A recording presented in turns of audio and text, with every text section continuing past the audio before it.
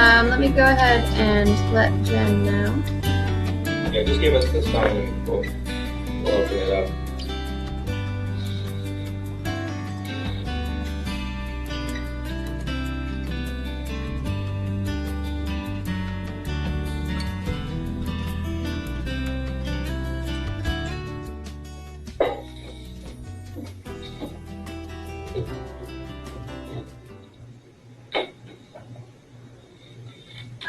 Okay, I believe you guys are good to go.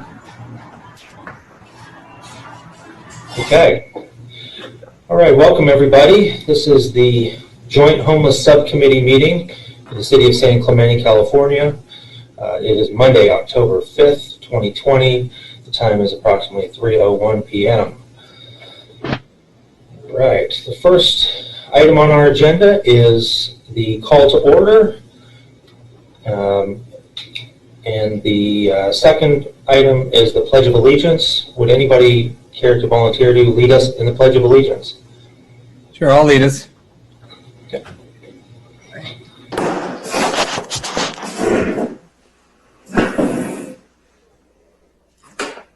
I pledge allegiance to the flag of the United States of America and to the republic for which it stands, one nation, indivisible, indivisible, for all. Got ahead of myself there. Why? All right, thank you, Chair Walsh. All right, the next item is our roll call. So I will go through it. Chairman Walsh? Yes. Are you present? All right. Vice Chair Ewing? Here. Committee Member Bowden? Here. And Committee Member Leffler? Here. All right. So we have two items on our special orders of business and special presentations. The first is an informational presentation by the City Clerk regarding the Brown Act. Is Joanne Bade with us right now?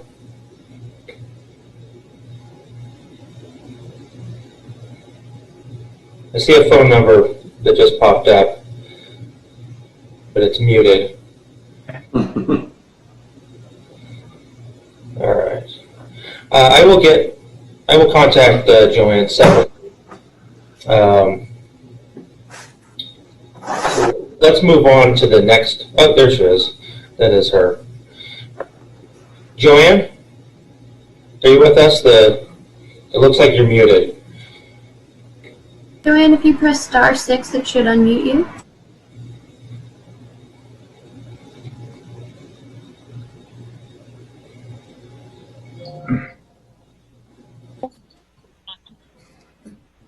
Hello, can you hear me? Yeah. Hi, Joanne. Yeah. Yes. Hello. Hello. Hello, You know, Joe. I'm gonna- Hear you. Yes, okay, I am here. Can you hear me? Yes, we can. Can you hear me well? Can you hear us? Yes. Okay, well, I appreciate this opportunity to be able to talk to the committee. The purpose of this is to review the California Brown Act with you. The Brown Act is California's sunshine law for local government, and it's found in state law in the government code. In a nutshell, it requires that local government business be conducted at open and public meetings, except in very limited situations. The Brown Act is based upon state policy that the people must be informed so they can keep control over their government. Okay.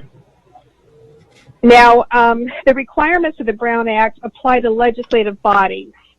The term legislative body is defined to include the governing body of a local agency, which is the city council, as well as any commission, committee, board, or other body that it creates, whether permanent or temporary, whether it's decision-making or advisory, that is created by formal action of the council.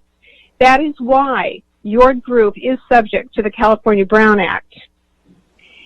Now, the central provisions of the Brown Act require that all meetings be open and public. The definition of the term meeting, as defined in state law, is very broad, and it encompasses almost every way that you can communicate with each other. Now, the most obvious is that a majority of your committee cannot discuss or take action on any items within the jurisdiction of the city. You cannot discuss that outside a formal meeting forum. Staff is responsible for advertising your meetings, which means basically that if you're going to discuss items, do it at the meeting where the public has the opportunity to listen to you, to provide input. Now, so that obviously means that there cannot be 3 of you meet separately. Now, where it gets a little bit confusing or a little bit more difficult is that it doesn't just have to be 3 of you meeting in person. It involves any type of communication where you could, outside a legally noticed meeting, be discussing items that the public should be able to hear. So, let's say 3 of you meet outside a meeting forum to discuss city business. That's a clear Brown Act violation. And the Brown Act is subject to criminal penalties if it's done, if the violation is done intentionally. Okay, so let's say 2 of you meet outside the formal meeting forum. Is that a Brown Act? A Brown Act violation? No, it is not. But where it could become problematic is, say, one of those 2 later then communicates with a 3rd member on that topic. Then you have a Brown Act. So that's called a serial Brown Act. It could be done maybe if one of you communicates by text and 2 in person. Maybe all 3 people might do it by email, which is a very common, easy way to end up with a Brown Act violation. In fact, some of the commissions and committees will just automatically, if staff is submitting, say, information to them, all members may put at the bottom, for Brown Act purposes, please do not reply all. If you have a question, just send it to me. And I think that's a very good way to operate. You don't have to worry about evolving into a Brown Act violation. Conduits, say 2 of you maybe communicate with a member of the public, and then that member of the public then goes to the 3rd, you have a problem. Same thing with staff. Staff could become a conduit for the Brown Act. So I think that it's a very good policy that when you are talking with staff, you certainly can. You can obtain, you could question items, but don't ask how another committee member feels about an item or how they intend to vote, because you don't want to involve staff in that. Now, there are exceptions to the Brown Act. Let's say 3 of you perhaps want to go to a conference on homelessness. That is not a Brown Act violation, as long as you are not discussing among yourselves. In fact, it's probably a very good practice. Don't even sit together, because the appearance could create questions in some people's minds. But you certainly can get educated that way. Say you want to have a Christmas party this year. That's fine. Social and ceremonial events are exempt, again, as long as you're not discussing issues within the jurisdiction of the city. Let's see, what else should I talk to you about on that?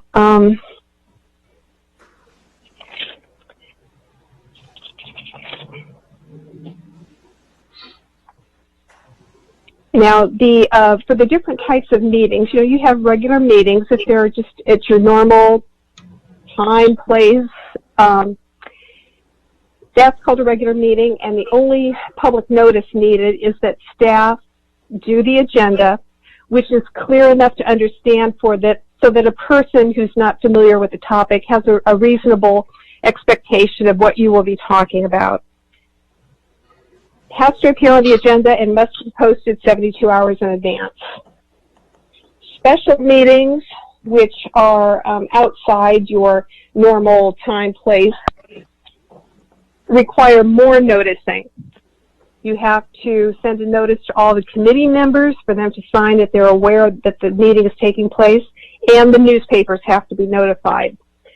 These are requirements of state law that staff is responsible for doing. Now, if a member of the committee wishes to have an item on the agenda, all committees and commissions are subject to Council Policy 1201-11, and Council recently amended that policy to say that 2 members of the body can direct that an item be agendized. That has to take place at a duly noticed meeting. So if one of you brings up the question that you would like something agendized, if you get one other to support you, then staff will agendize it. Keep in mind that when the issue is raised to be placed on the agenda, you can only discuss whether or not the item should be agendized. Your discussion cannot evolve into the merits of the item to be agendized. For example, if someone raised the question that I would like to have agendized the possibility of school crossing guards being located at such and such, you can all discuss whether it's a good idea to agendize, whether maybe the timing isn't quite right. That's all well and good. It cannot evolve into the merits of whether it's a good idea to have a crossing guard at that location. You then evolve into a Brown Act violation.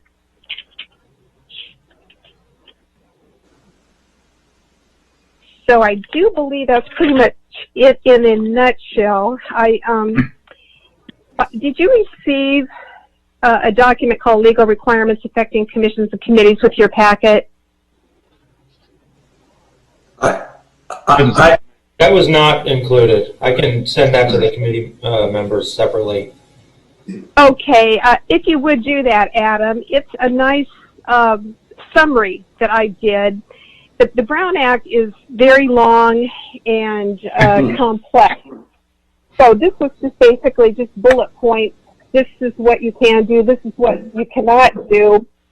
And if you ever have any questions, please call me. And if I have any questions, I will consult with the city attorney. But it is important. Be careful. Be especially careful with. It does not have to be a decision-making effort on your part when you're discussing things. As long as you are discussing them outside a meeting forum, as soon as you hit a majority, that kicks in a Brown Act violation. So you do need to be very careful.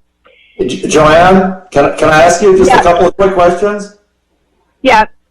The first one is on study sessions. Uh-huh. Do you have like kind of a capsulized form of what those entail? A study session is another name for a meeting. So it is the same. You can have a Brown Act violation on a study session item. You can only discuss items involving the city at a duly noticed meeting of your body. As I said before, though, if 2 of you discuss something outside the forum, it is not a Brown Act violation, but be careful. I don't recommend that because I told you how easily it could evolve into a Brown Act violation. Whether one of the 2 who discussed then later forgets involves number 3, or you know, I mean, it's too easy to happen. So it's a good policy to wait until you are at one of these meetings where the item has been duly agendized. The public who is interested in that topic can write, they can watch. When we resume to meetings, they can attend. That's where the decision making should take place. Okay, and my second question is, this is just in practice, because I think this might come up often on this committee. What if 3 or 4 of us went and took a tour of an existing homeless shelter just for research and didn't discuss, just got the tour, took our notes or whatever, so we could take that back to a meeting and discuss whatever we might discuss? Would that be acceptable? I would recommend for appearance purposes, go at different times and don't discuss. Okay, that's fine. Is there anything else?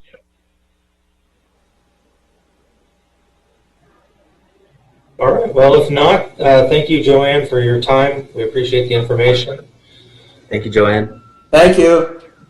Thank you, and don't hesitate to call. I know that sometimes questions come up on the Brown Act. I am still learning about interpretations of the Brown Act, so I'm here for you, and my bottom line would just be conservative. If there's any question, don't do it. Call me and I'll get an answer for you, okay? Good. Sounds good. Thank you all. Have a good one. You too. Bye-bye. Bye. Okay. Item 4B is consideration and selection of the Joint Homeless Subcommittee's next special meeting date and time. Since we have a discussion item related to the work plan later on, we may want to push this item off until that issue is dealt with. If the committee's okay with that, we can move that direction. Yeah, Right. I think it's good.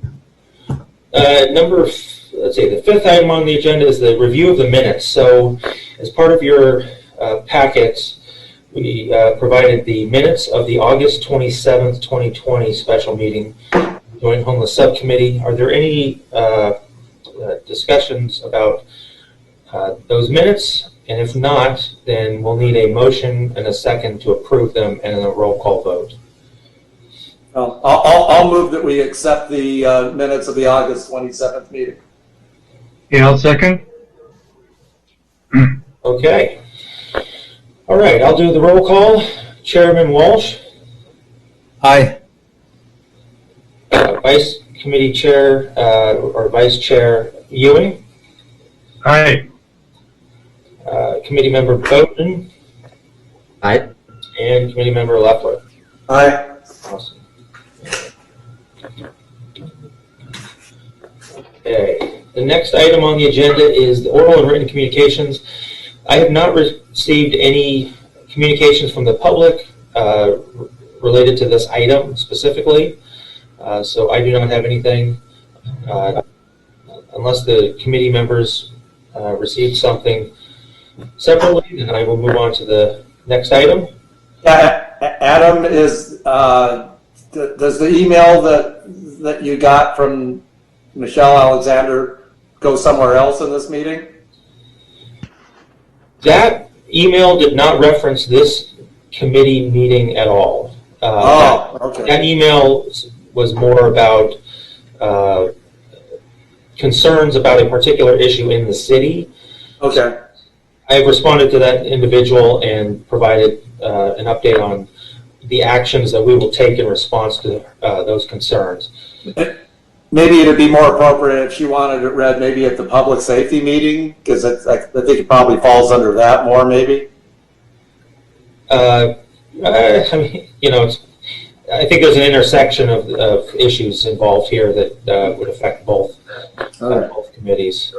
But just for future reference, if somebody is requesting to make a oral communication, something in the email needs to say that they would like that their words read at the meeting.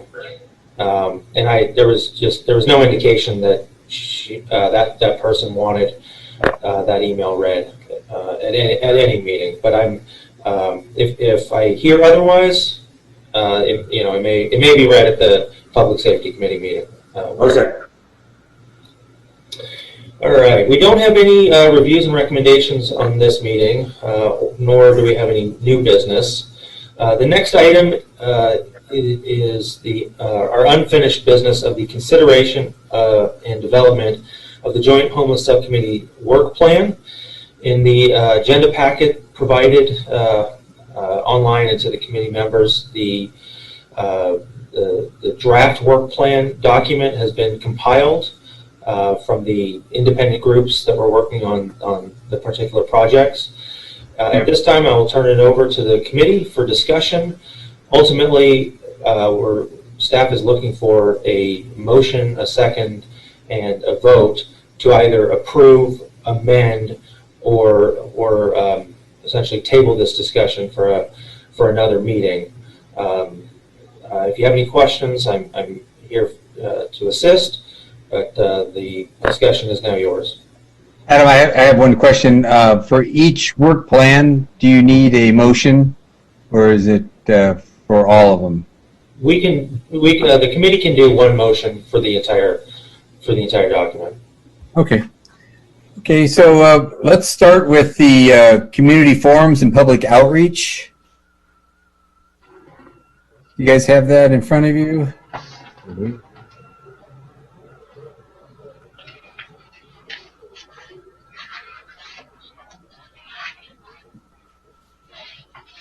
Yeah. And everybody has it, let me know. I don't think we have to read them word for word, do we?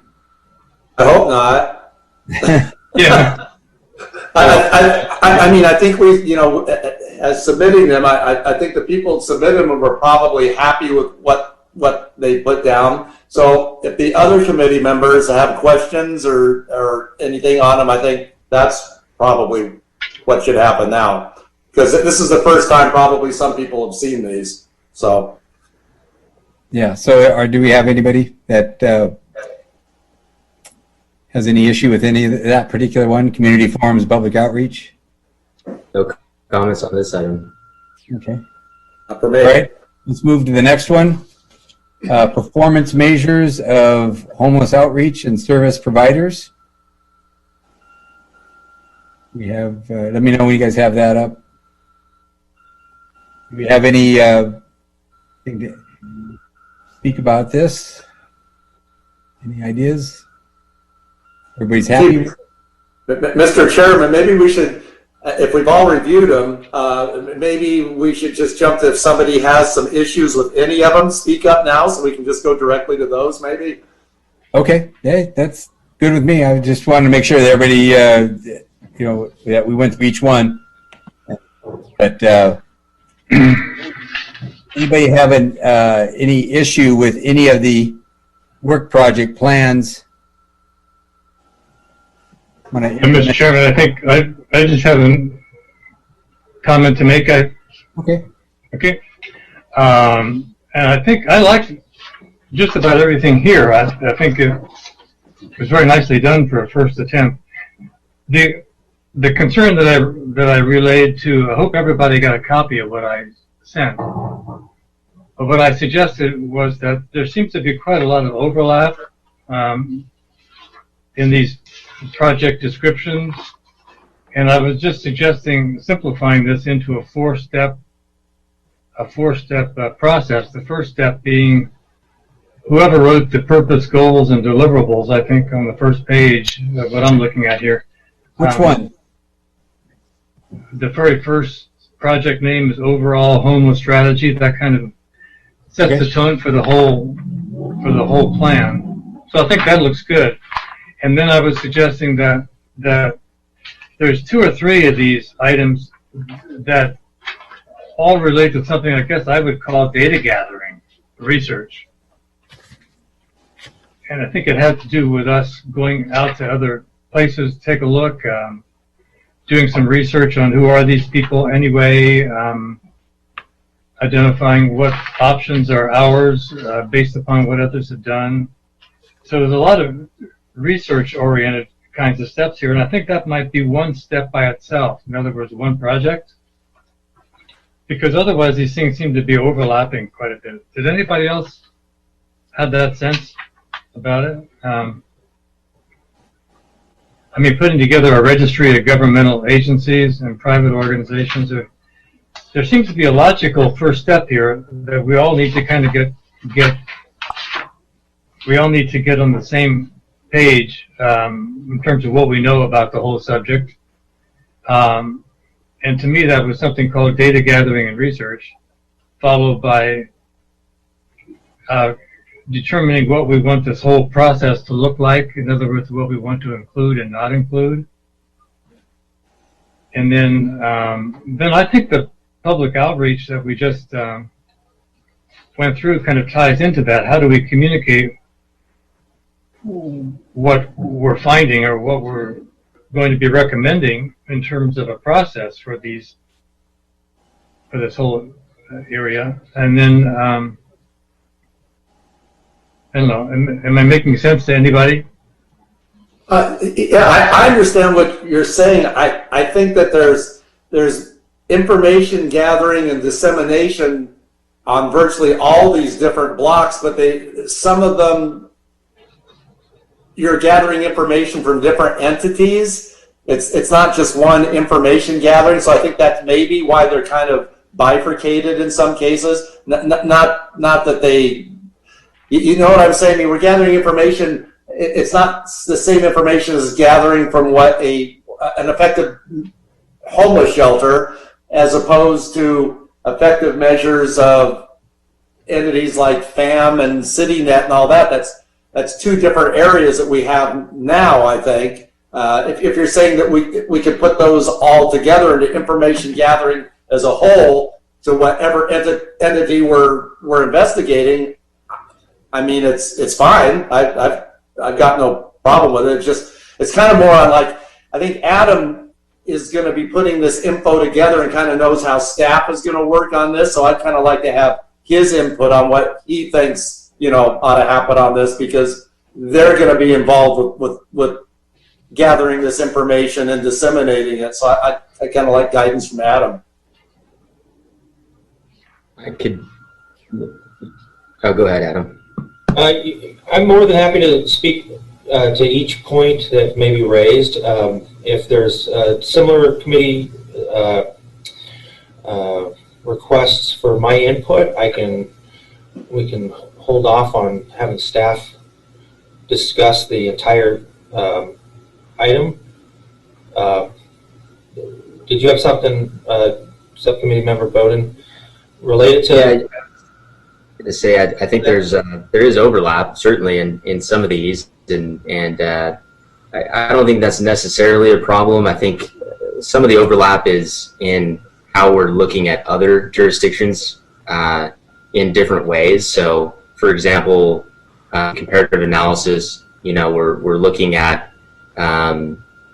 determining whether programs in other jurisdictions have applicability in San Clemente. So that's something that would also be found in another area potentially, and so there's some overlap. But I don't necessarily think we should combine them, because I think there's going to be individualized data or information that we would gather from each point. And so overall, I'd say I'm happy with the way that the work plan's been put together. I think the overall homeless strategy timeline is completion date is October 2021, and a couple other items, the community forums and the performance measures items also end in October 2021, and so that will give us time to gather those last bits of information before we make a final recommendation to the council a year from now on all this.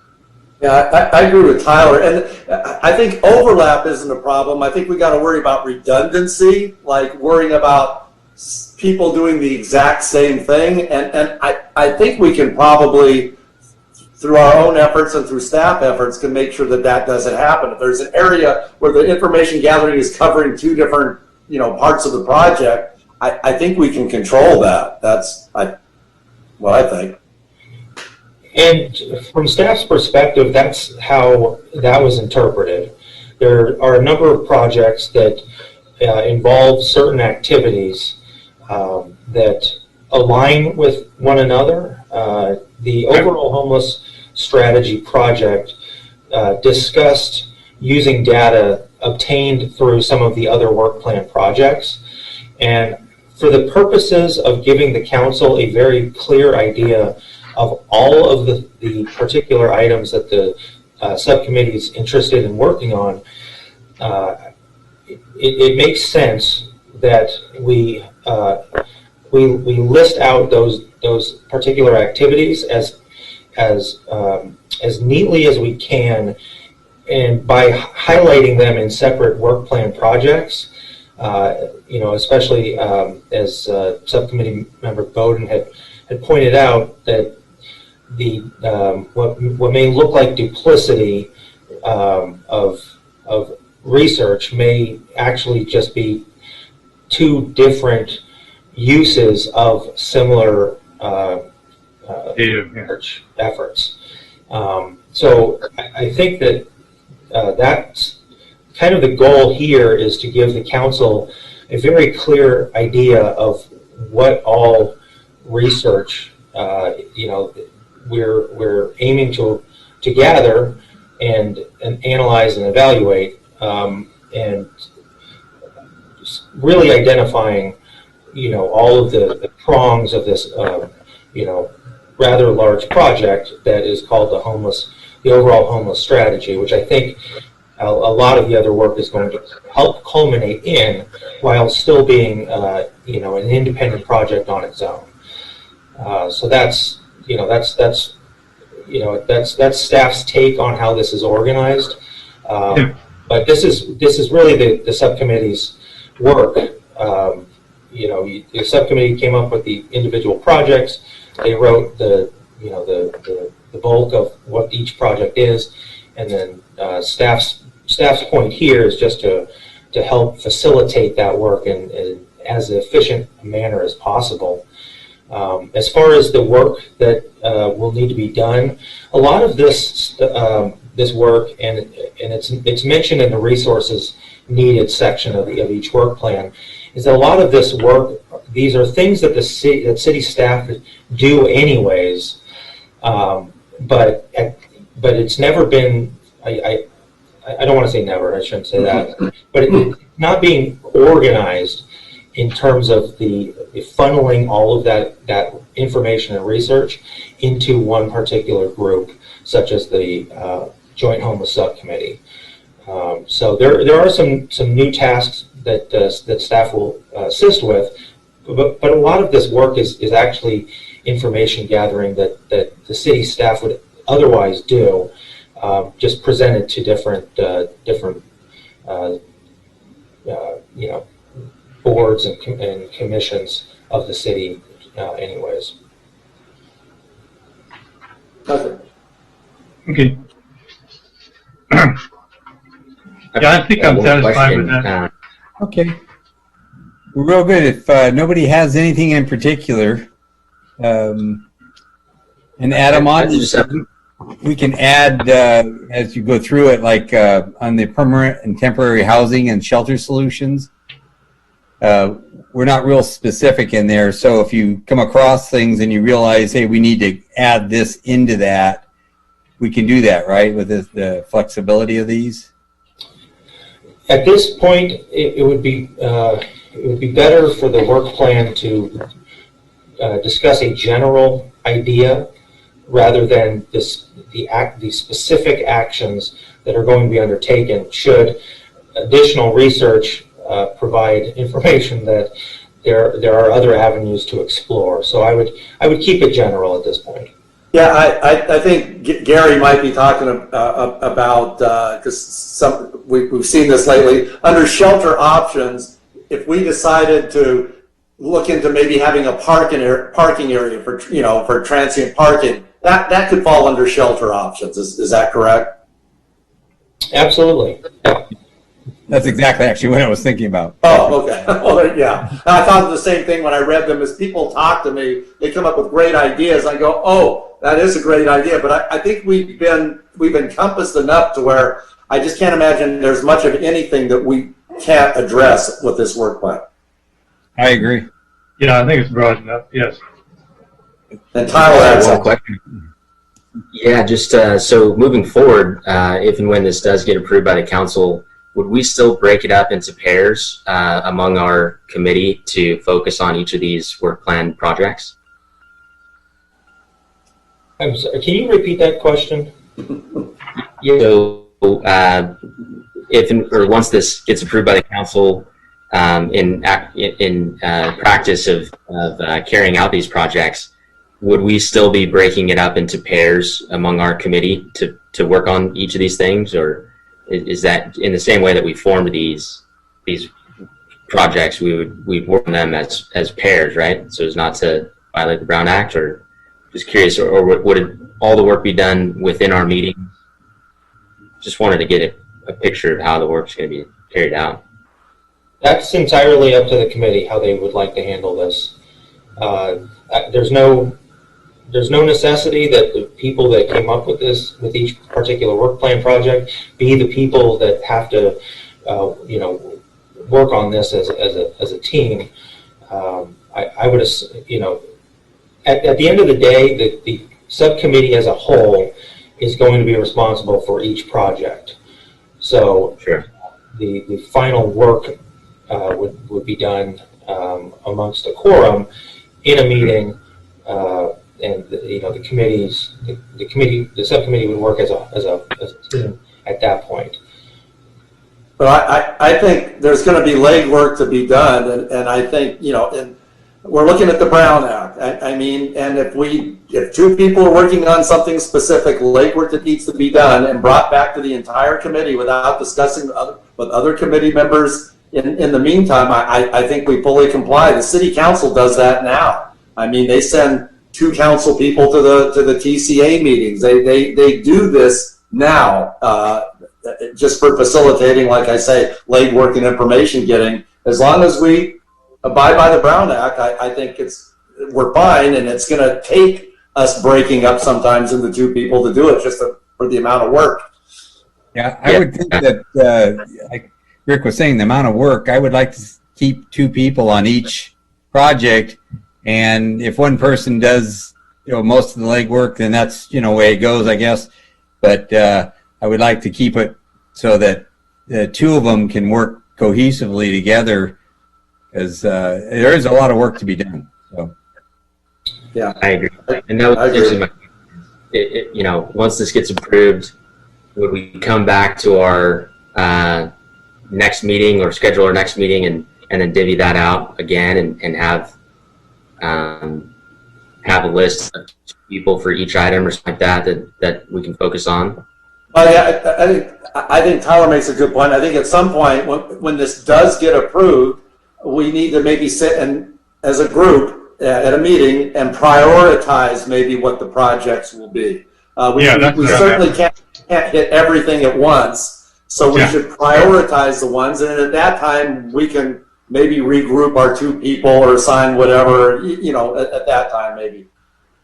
And maybe if there is some input that we'd like from other groups, we'd want to invite them to a meeting and at least determine what the priority would be that we'd like to talk to first, second, or third, like a review of the laws and a review of their characteristics, that sort of thing. And so that would be an individual presentation. I just hate to see our chair get saddled with having to do all that scheduling.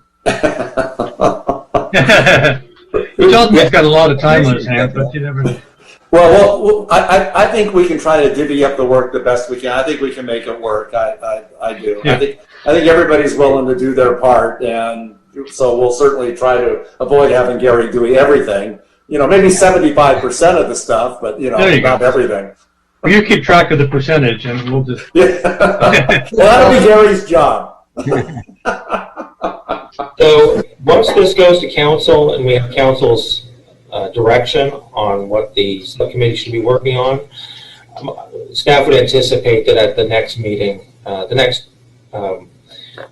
the convenient meeting, we would have an item on the agenda to discuss all of these items that the subcommittee members are talking about now. Okay. Well, can we just Well, of course, we don't know what the council's going to do, but can we put on whatever? Can we move to put the prioritizing of our work plan on the next agenda at this time? Without knowing exactly what date this is going to the city council, that may be a little premature in the subcommittee's planning of future efforts, but we can at least put it on the agenda. And if we have not received the council's direction sufficiently by that next meeting, we can just we could table it, right? If it wasn't appropriate. Well, in that case, I would like to make a motion that we put on the agenda at our next regular meeting the prioritizing of our work plan. I second that. I'm going to second. Is that a motion to approve the work plan as well, or? No, just it's. I guess we should have made that. Maybe we can make that motion first. Does anybody have any? If nobody has any further discussion, I'll move to approve the work plan.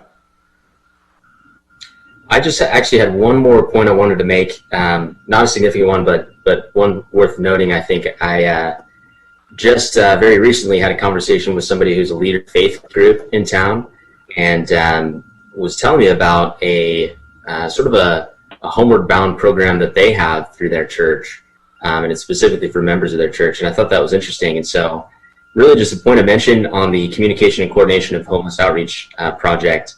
It does indicate any applicable community coalitions, so I think that's kind of wrapped in there. Faith groups would be, but I just make mention of it that I think we'd be well served by incorporating faith groups into the work we're doing in that.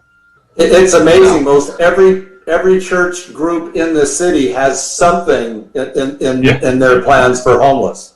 Yeah, I think that's right. Yeah. So that's an excellent point. So we've got a motion and a second. Unless you want to revise your motion to include approving the work plan as drafted, we could just take a vote on agendizing the work plan project planning discussion for the next meeting, and then have a separate vote for approval of the work plan project. If that's it. Okay. All right. So we have a motion by Subcommittee Member Leffler, a second by Chair Walsh.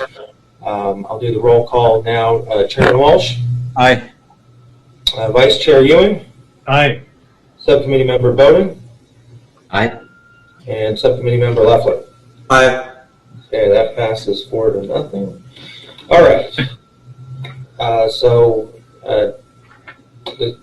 Go ahead.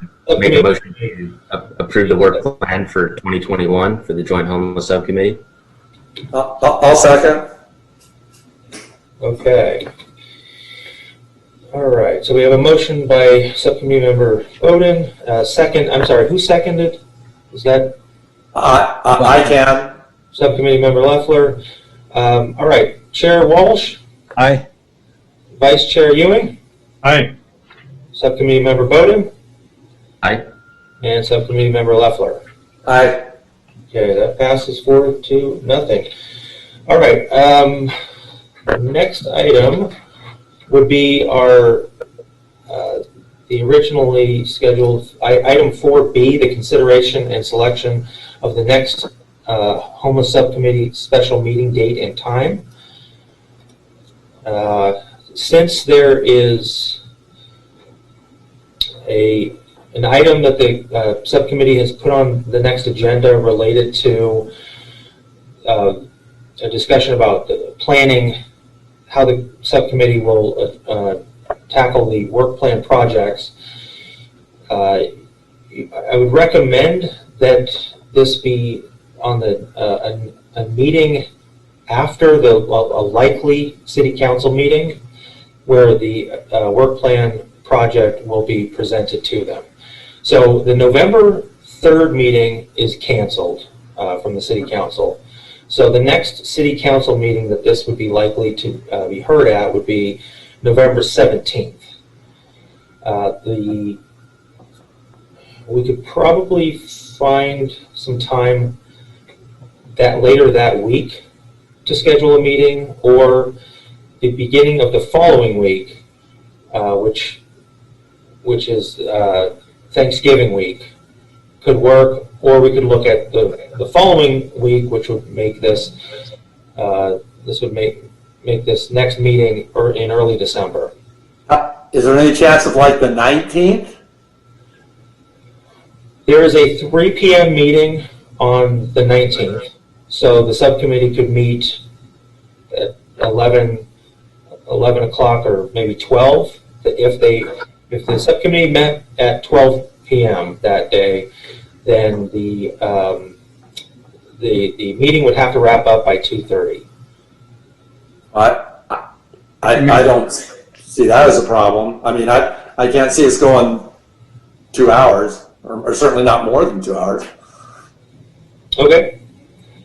No, I can't. The 19th is not a good time for me in the afternoon. So, Okay. can I suggest Wednesday the 18th? 18th, one day before that. Is that too close to the 17th? Fine with me. Yeah, the item will already be agendized, so we're not necessarily waiting on council approval in the sense of having to agendize something, but we do want to do it after the council meeting, should they hear this work plan project at that time. So the 18th, there's a planning commission meeting at 6 p.m. that day, so most of the day would actually be available, including 3 p.m. Can we do 3 o'clock on the 18th? That's good with me. Fine with me. Berkeley. Okay. Okay. All right. I'd make a Thank you. motion. Agenda's our next scheduled meeting for November 18th at 3 p.m. via Very Zoom. good. Second.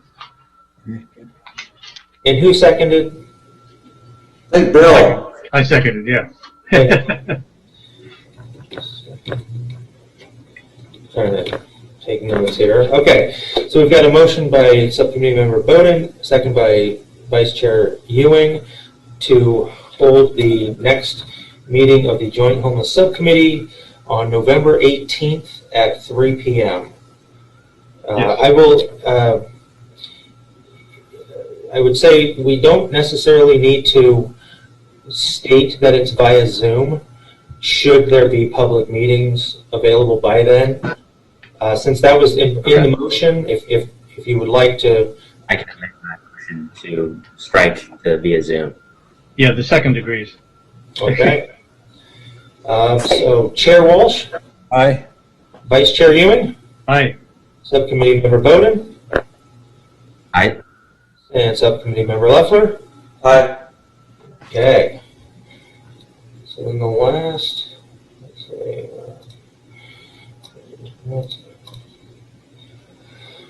Okay. I guess if we could meet. The next item is the reports of committee members and staff. Chair Walsh, do you have anything to report? Well, I've had a lot of discussions. I attended a homeless, I'm not sure what they call themselves, but they're kind of an ad hoc group that they changed their name, I guess, because the city told them they needed to change their name. But anyways, I went to that meeting and basically really just kind of listened in. A lot of it did seem to center in on the parking, safe parking. And I've spoken with several cities in the area, city managers and homeless outreach coordinators and such. So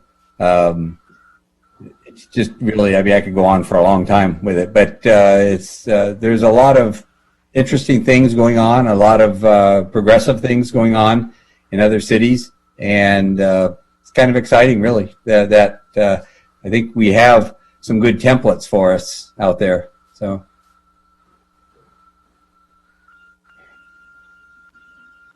Okay, thank you. Does any other member of the subcommittee have anything to report on? I've got just a couple of comments, and one is to kind of go with, and Gary, going to that citizens advocacy group, is there's a lot of confusion among people in the city as far as what group is official, as far as us being the homeless subcommittee and this other group. And I think it's great to have input. Apparently they've been meeting for like 6 months now, and they're going out and touring homeless facilities, and they're having expert speakers come, and I am fully for that. All the citizens groups, you know, the more the better. They want to share their information with us, and that's certainly beneficial. But I'm still a little concerned that I'm getting a lot of feedback about that they're speaking officially for the city. I don't know what can be or should be done with that, but I just want to make all you people aware of that, and I wanted to make Adam aware of that he knows that there just might be some confusion, especially when they're meeting with city entities and proposing things for our city, which is fine, but at some point it would probably have to go through us. I don't know. It's a strange situation that will probably play itself out over time. That's the one thing, and maybe Adam has a comment about that. Adam, I don't want to put you on the spot. Do you have any feelings on that?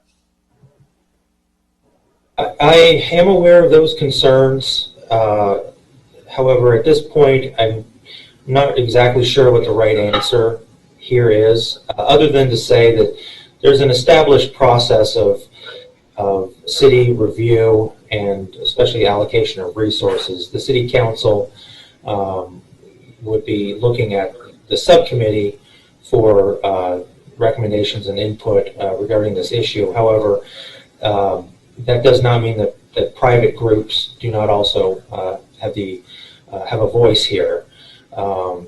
So why don't I plan to provide a more thorough answer to this question in the reports part of the agenda in the next meeting, if that works.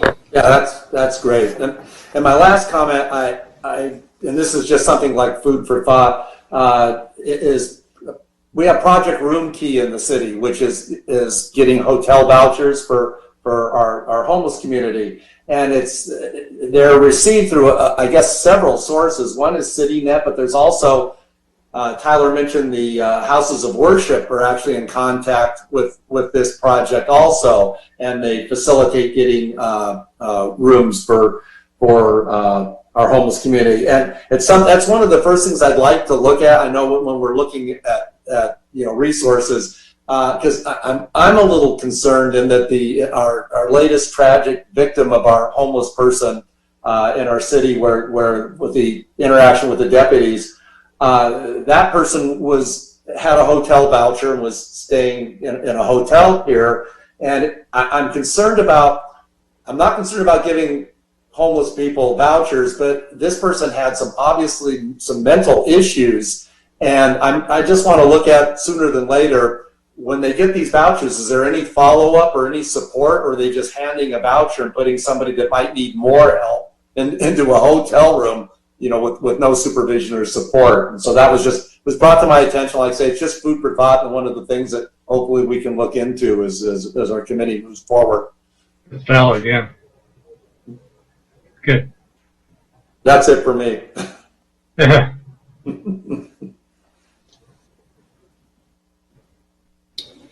Did anybody else have anything to report on?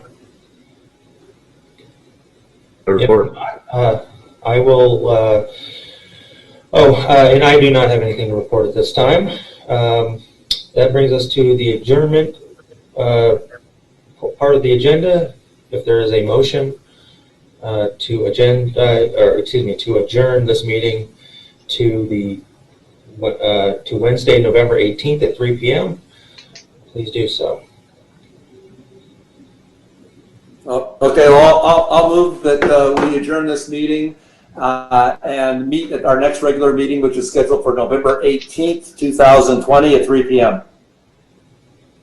Second. Okay, I got second from Subcommittee Member Bowden.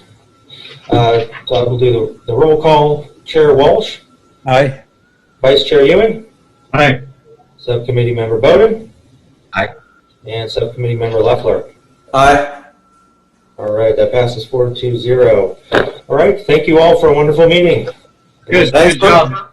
Thanks for all your guys' hard work. I know everybody's working hard, and I'm really feeling good about our work plan, and I'm feeling good that we're going to do some good things sooner than later. Thank you.